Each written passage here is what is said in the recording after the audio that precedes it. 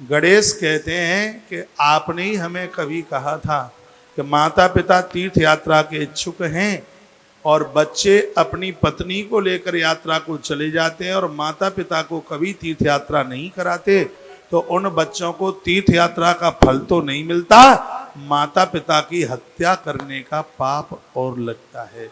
ये गणेश बोले, अपहा ग्रहे यो वही पितरो तीर्थमावृ तस् पापम तथा प्रोक्तम हनने च तयोर्य था। ये आपके ही शब्द थे। स्पष्ट लिखा है माता पिता का मन है तीर्थ यात्रा करने का और बच्चे उनको तीर्थ यात्रा नहीं कराते, खुद तीर्थ यात्रा के लिए चले जाते हैं। ये उठाइए, तो उन्हें तीर्थ यात्रा का फल तो नहीं मिलता, माता पिता की हत्या करने का पाप और लगता है।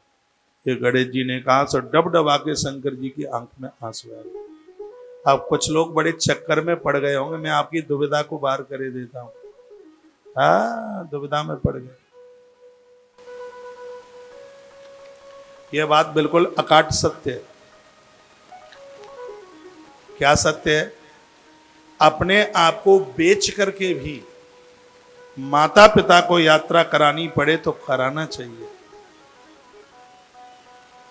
स्पष्ट वर्णन है कि जो बच्चे माता पिता को यात्रा कराते हैं, अंत में उनको लेने के लिए भगवान के गरुड़ नहीं, स्वयं भगवान चल करके आते हैं। जीवन का बहुत बड़ा पुण्य है माता पिता के लिए गोदान कराना। जीवन का बहुत बड़ा पुण्य है माता पिता को तीर्थ यात्रा कराना। उन्हें खुद ले जाकर तीर्थ यात्रा कराइए, खुद लेके जाइए, स्वयं जाइए।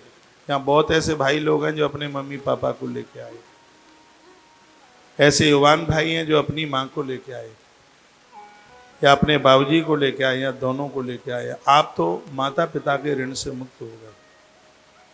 माता पिता के ऋण से जीव तब ही मुक्त हो सकता है जब उनको वो तीर्थ यात्रा करावे। माता पिता का मन है और आप उन्हें तीर्थ यात्रा कराते नहीं हैं, तब माता पिता की हत्या करने का पाप लगता है। माता पिता का मन नहीं है और आप तीर्थ यात्रा करने को जाते हैं, आपको तीर्थ यात्रा का पुण्य मिलता है, उसमें किसी भी प्रकार का दोष नहीं लगता। अब यहाँ एक बड़ी सुंदर बात कही है, जो माता पिता तीर्थ यात्रा के लिए जाते नहीं हैं और आप तीर्थ यात्रा के लिए निकले हैं, जिस भी मंदिर में जाओ तो सबसे पहले कहो को ये प्रणाम कर रहे हैं हम अपने माता पिता की तरफ से और ये प्रणाम कर रहे हैं हम अपनी तरफ से। कभी कभी ऐसा होता है माँ बाबू जी से बोलचाल नहीं होती, वो दूसरे भाई की तरफ होते हैं, उनको ऐसे कब्जे में, आजकल कब्जे में भी कर लिया जाता है माँ बाबू जी को। वो हृदय से बच्चों के साथ होते हैं लेकिन शरीर से नहीं हो पाते। ऐसी परिस्थिति में क्या करें? मानसिक भाव से उन्हें प्रणाम करके आप तीर्थ यात्रा को निकलें, मानसिक भाव से उन्हें वंदन करें। तीर्थ में, देव मंदिर में जब भी आप जाते हैं तो सबसे पहले प्रणाम करके ये कहें कि हे प्रभु, मेरी तो इच्छा थी कि मैं अपने माँ बाबू जी को यात्रा कराऊं, लेकिन वो आने को तैयार नहीं थे या भाई लोग उनको भेजने को तैयार नहीं थे।